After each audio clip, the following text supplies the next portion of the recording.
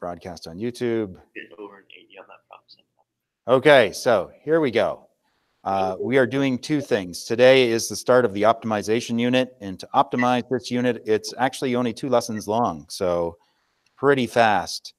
First one is the optimization problem known as down by the bay that you might have had in grade 9. In this case, you have 120 meters of rope, and here's the beach, here's the water. You want to rope off an area of water for the little kids to swim in, and maybe some of the seniors as well, and you want the biggest area possible, okay? So there's lots of options here. As you can see, you can make it like a really long, or I mean, yeah, really long, and then nobody can go out into the water, but eventually you make it so long that there's no area left. Same thing here, you can make it nice and deep, and but once again, the area declines at some point. There's an optimum somewhere in the middle. Today is actually World Water Day, so in celebration of World Water Day, we're also laying a pipeline under the water as well as roping off some water. So in this case, laying the pipeline under the water costs more than laying it on dry land, unless you put it under the water and don't tell anybody you use the more expensive pipe. Anyways, underwater pipeline in this case costs $6 million a kilometer. Dry land pipeline costs $4 million a kilometer. What I'd like to do is just really cut things off and head from the station right over to the substation and make it like the least amount of pipeline possible, but that would be all underwater, which would cost a lot. Possibly I might just head straight across the river and take a look at how much that would cost, because that would be the shortest amount of expensive pipeline. In fact, the cheapest option here with the expensive and cheap pipeline is to kind of cut off a corner, okay? So you can see the total cost is declining, okay? And now it's increasing again. So I don't know, where does it get to the bottom? Right about there, okay? So somewhere in there is my lowest cost pipeline organization. So just sort of cutting across the river diagonally, you know, about a kilometer downstream. So those are the two examples that we're going to look at.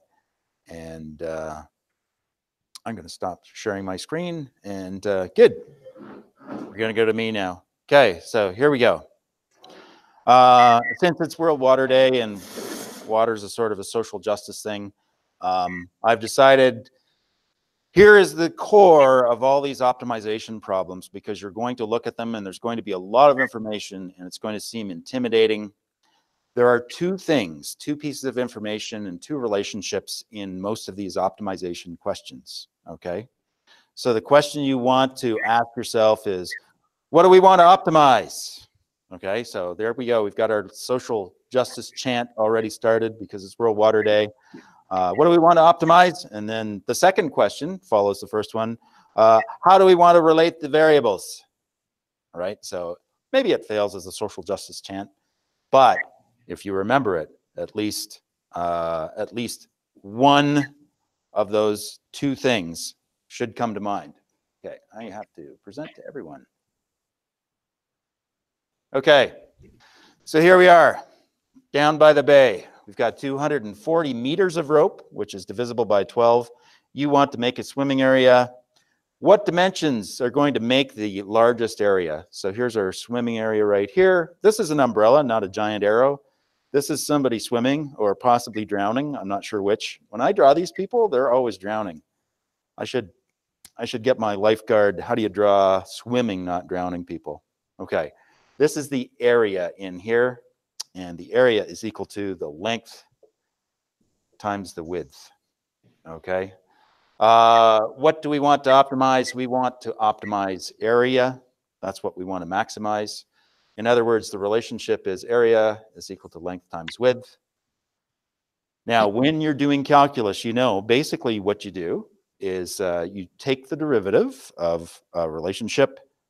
If you want to find the maximum or the minimum, okay, you set it equal to 0, or you look for critical points, and then that could potentially tell you the max or min or the turning points, and then you can substitute it back into the original equation. Okay, but when we go to take the derivative of this equation, okay, we have a problem because it's in two variables. We really only want it in terms of one variable, okay? So what's fortunate is length and width in this case are related to each other. So if I make the width longer, the length goes down. If I make it longer this way, the width is going to go down. They are related. So we have to ask the second question, how do we relate the two variables? And so the rope length is not plus, but equal to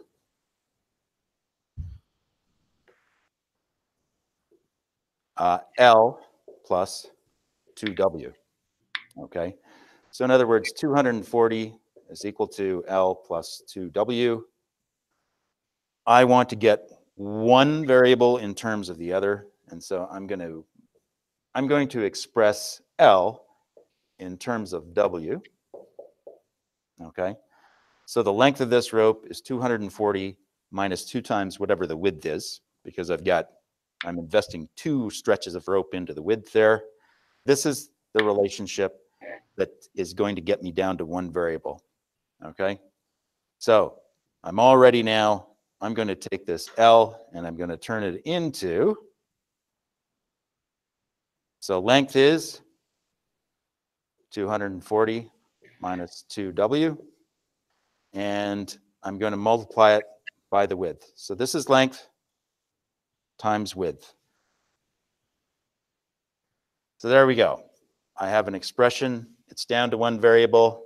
That's the one I want to optimize. So now we're ready to go to town and do our calculus and find the turning point. So A is equal to 240W minus 2W squared.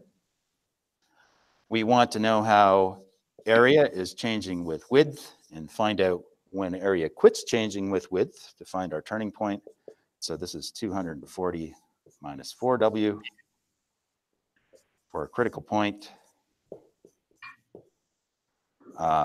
We want to find out when that area quits increasing and starts decreasing, or vice versa. So dA dW is going to be 0 at that point. We also know, by the way, that this is an upside down frowny face parabola because we're subtracting the W squared. So what we're going to find actually is a maximum here. Okay, so 0 is equal to 240 minus 4W. Subtract 240 from both sides. Divide both sides by -4. And we wind up finding that we get a critical point when the width is equal to 60 meters. Okay. Did I do that right? 240 divided by 4, 60. I think I did that right. Okay. No objections. No objections from the internet either. It actually says what are the actual dimensions. And so the length is equal to 240 minus 2W. 240 minus 2 times 60. So 120 meters. And if it asked you for the maximum area, that's another possibility. You would just plug that into your formula for area. All right, there's the heart of the optimization problem. Figure out what relationship you're trying to maximize. Find a way to relate the two variables together so that you get an equation in only one variable. Take the derivative, check for critical points, find the minima and maxima. If this is boundaries on it, in other words, you can't make your rope any wider than a certain width, you're going to have to check your boundary points, but there it is in its simplest form. Okay, there's a second thing, we're just going to look at it very quickly, called the second derivative test. Now, we knew for a fact that this was a maximum, but if this was a complicated looking relationship, we might need to make sure that it's concave down, okay?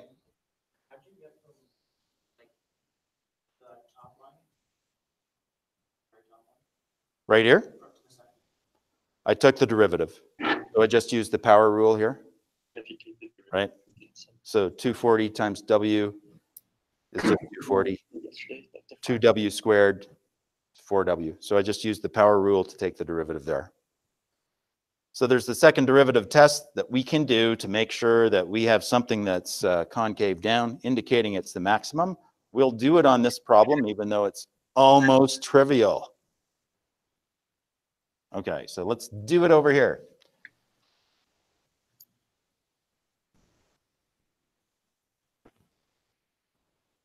So the second derivative, so this is dA, dW is 240 minus 4W, dA squared, D squared W. So second derivative, I think that's the German version. Okay, the derivative of 240 is 0. The derivative of negative 4W is negative 4. Okay. Second derivative is negative everywhere. So it's a frowny face parabola. It's concave down. We're pretty safe. So concave down. Therefore, this is a maximum. Okay. Now I didn't check to see if it was a stationary point, but now I know for sure I've got a maximum there. What did you just do? Like what is like the dA squared over D squared W? So the question is, what is this bizarre notation that I just used? Actually, I might have even used it backwards, but this is the Leibniz notation for the second derivative, okay? So another way, if I'd just been using A, that might have been a little bit simpler, right?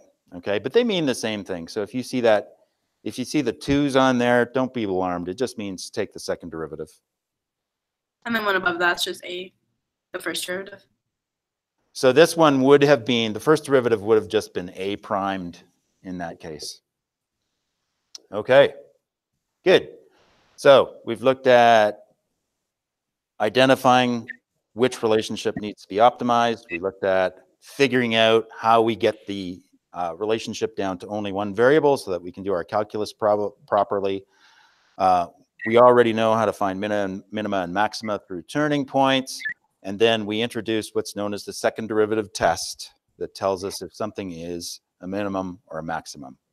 Okay. We're going to look at that second problem, which is the problem, the pipeline problem. Okay. So it is World Water Day. So what better thing to do than lay a pipeline under a river on World Water Day? It was natural gas, which is harmless, but maybe we should pipe bitumen across the river. Okay, here we go. We've got a river. We have a pumping station on this side at A. 8 kilometers downstream, we have a substation down here. This is B. So this is 8 kilometers down here.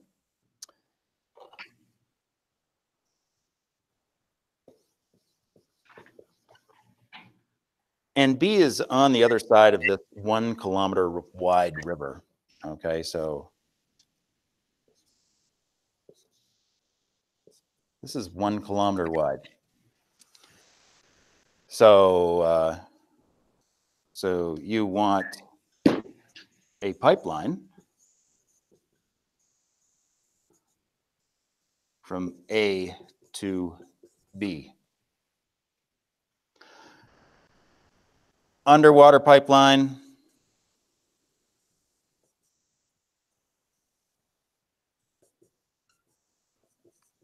Costs $6 million per kilometer. I'm pretty sure it would cost way more than that. Okay. And the dry land pipeline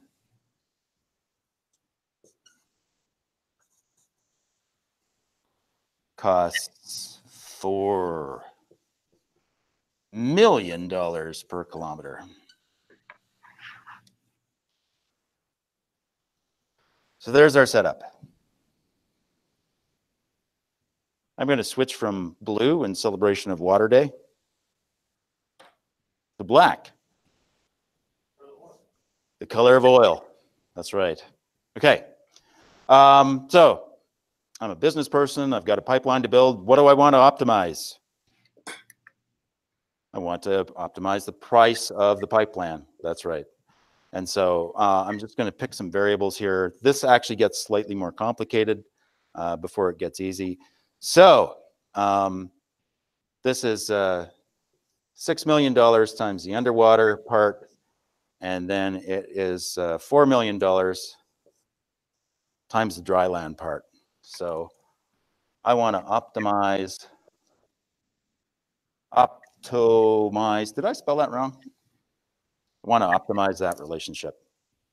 Once again, this is complicatedly cost in terms of two variables. How am I going to relate those two variables together? Now, this is kind of the same idea, but it's slightly more complicated, okay?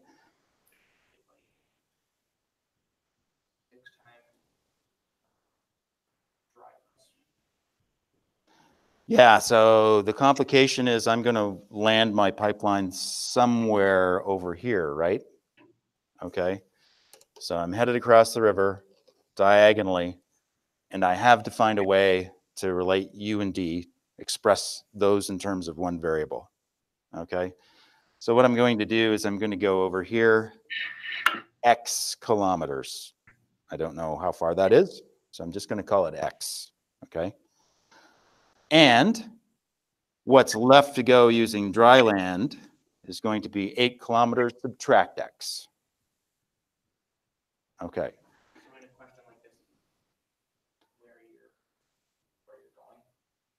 Yeah, so a question like this would specify. So this is the Pythagorean theorem version of all this question, okay? So it's a little bit more complicated, but yeah, you're told the length and the width of the river, etc.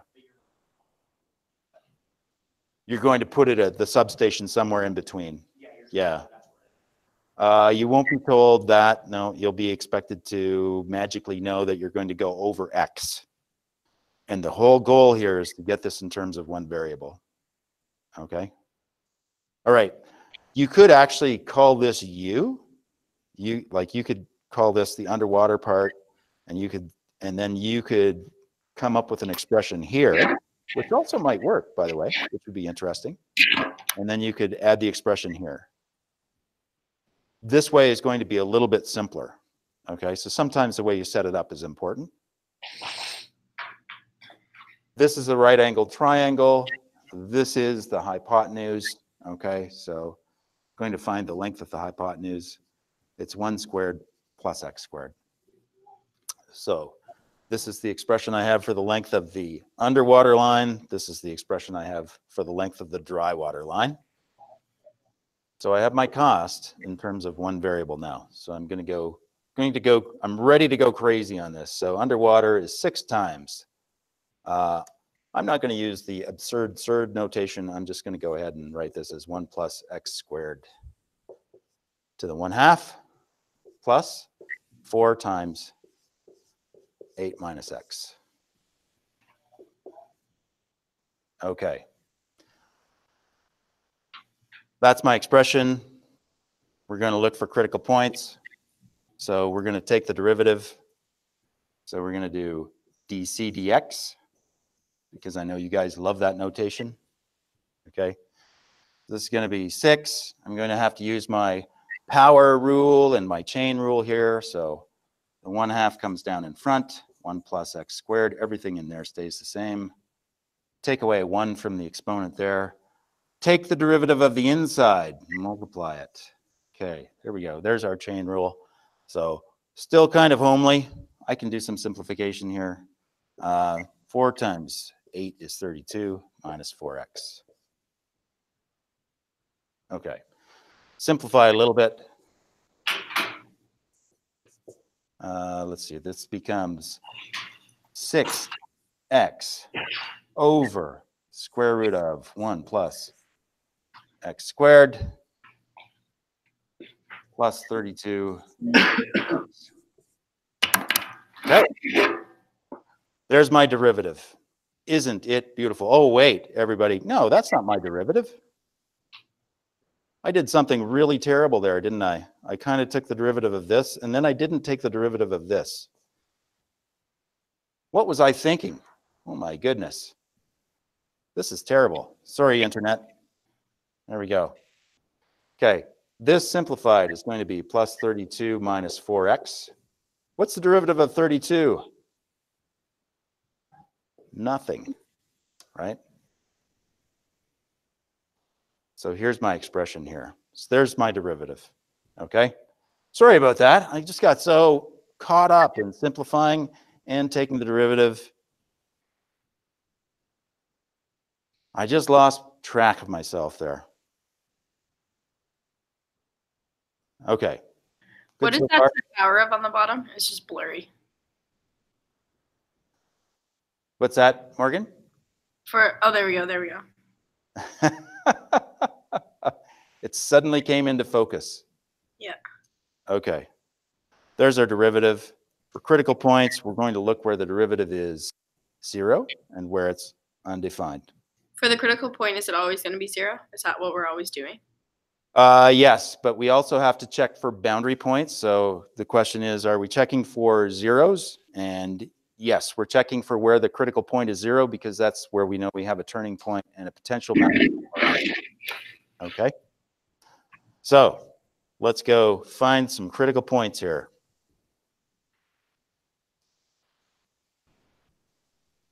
By the way, this is continuous everywhere. So because of this square root of 1 plus x squared on the bottom, it's continuous everywhere. So we don't have any places where this is undefined. Okay, so dc dx equals 0 for turning points.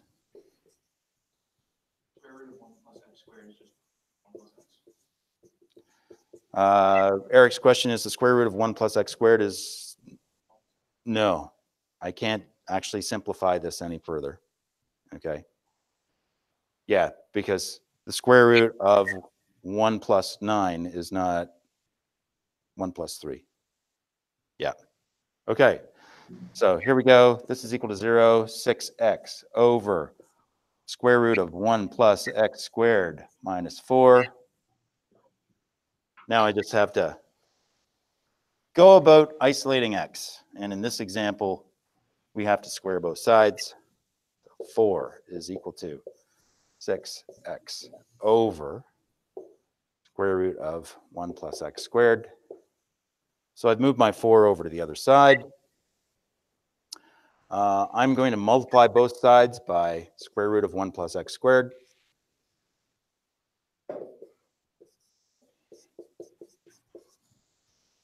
Okay, so now I've got 4 times the square root of 1 plus x squared, and that's equal to 6x. I'm going to divide both sides by 4 and simplify over here. Square root of 1 plus x squared is equal to 3 halves. Divided by 4 or 6? So I divided by 4, Johnny. But shouldn't it be divided by 6? I'll tell you what I'm actually trying to do. You could divide it by 6 and then do the math. I'm just deciding I'm going to isolate this radical all by itself, but you'll see it doesn't matter. You could do either one. I'm just doing it this way. Okay, so the question was, couldn't we divide it by 6? The answer is yes, we could divide it by 6. That would give us x on this side, but it wouldn't do anything to isolate x because we have x on this side. I'm actually just doing this so that we can nicely square this radical. We need to do the extra step to get x collected up here. Now I'm going to square both sides.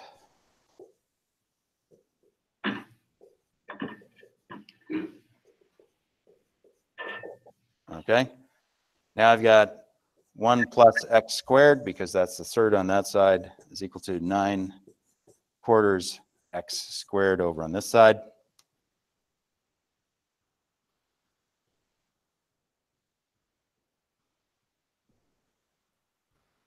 Now I'm ready to isolate x all by itself, so I'm going to subtract x squared from both sides.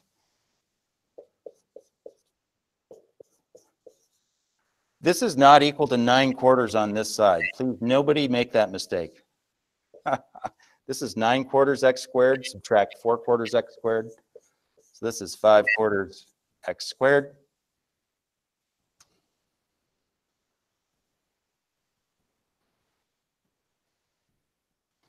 There may have been some extra steps in here, but Wait, why is it not 9/4? Like, what is going on there? okay, so sorry, Morgan, I'm not sure. Maybe this notation is a little awkward. I'm going to move my x squareds over onto the right side. Okay. So when I subtract x squared from this side, I'm left with a 1. Make sense? Yep. And when I subtract an x squared from 9/4 x squared, I'm left with 5/4 x squared. Okay? So I'm just subtracting x squared from both sides. Now I'm going to multiply both sides by 4 and divide by 5. 4/5 is equal to x squared. Okay, so I multiplied both sides by 4, divided both sides by 5. Now I'm ready to take the square root.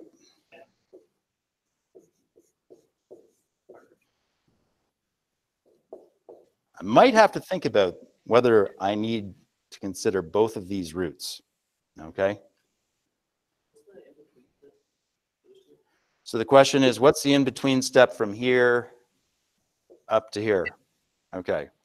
There's a 4 on the bottom on this side, so I'm going to multiply by 4.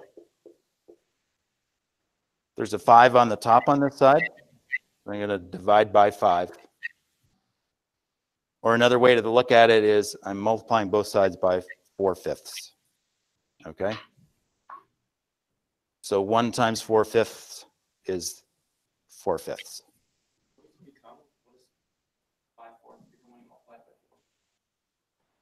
5/4 when you multiply by 4 becomes 5. And then when you divide it by 5, it becomes 1. Because when I multiply 1 by 4/5, it becomes 4/5. I have to do it to both sides. Yeah, okay, good. Anyways, because of restrictions on x, I'm just going to consider the positive part. Basically, we have solved for x. Okay, so we found out that x is 2/√5 kilometers, or x could be, we could re-express this as 2√5/5, for those of you who might be old school. Okay, so if we wanted to rationalize the denominator, that's what we would do right there. Okay, there's our answer. I won't do it here, but basically we could calculate that. I'm okay if you turn it into a decimal. And then we're going to plug that back into our original cost equation and find out what the lowest cost is for that pipeline across the water. Okay, so it's a little under 1 kilometer of, the position of x is a little under 1 kilometer of length. How did you get the final step? Did you just... You mean to go from here, Morgan, to here? From the line above that. From square root of 4/5? Yeah. To the next I can take line. the square root of 4, right? Yeah. And that's 2? Yeah. But I can't exactly take the square root of 5. It doesn't come to an exact number. So I have to leave the bottom as a square root of 5. Okay. Okay? You know, if you're super uncomfortable with it, you can turn it into a decimal, but you'll just upset me. Trust me. Oh, you don't want to see me mad. Eric's just cringing here. Okay? Same game. Figure out what you want to optimize. Get an expression in a single variable. Eric's actually inspired me to, maybe I'm just going to call this u, and then I'm going to figure out what this is in terms of u. And I'm going to see if that actually comes out to be a simpler way of doing it. And then I could end up with not using x, but use u. So use my hypotenuse. But that's for another time. All right. The most important thing, figure out what you want to optimize, figure out how to relate the two variables. Okay, after that, the formulation is relatively easy. Then you're taking the derivative, you're looking for where it's zero to find turning points and max and mins. We've learned about the second derivative test. Okay, if you want to know if you've got a maximum or a minimum, take the second derivative. If it's negative, that means that it's concave down and you find a maximum. If it's positive, if the second derivative is positive at that location, that means it's concave up and you've found a minimum, okay, which is another kind of optimization. Oh, and that's it. Is the second derivative test even necessary? I feel like